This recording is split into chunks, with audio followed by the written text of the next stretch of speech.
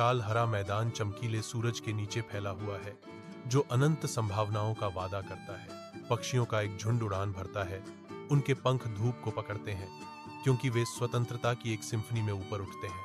हर पक्षी आकाश में नृत्य करता हुआ प्रतीत होता है।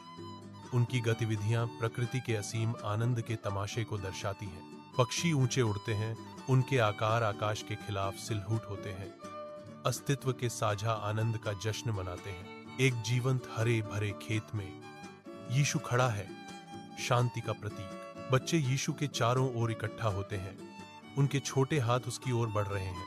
हाथ में हाथ डालकर वे शुद्ध निर्दोष आनंद का एक घेरा बनाते हैं। सूर्य की रोशनी दृश्य को नहलाती है, जिससे उनके चमकदार चेहरे उजागर होते हैं। मैदान हंसी से गूंजता है, युवा आनंद का एक सिम्फनी।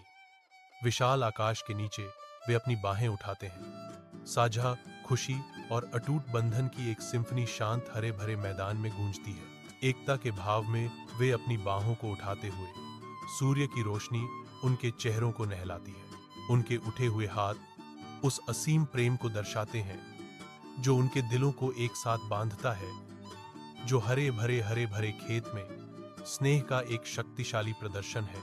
एक सहज भावना में वे अपनी बाहों को ऊपर उठाते हैं, अपने संबंध की ताकत का जश्न मनाते हुए।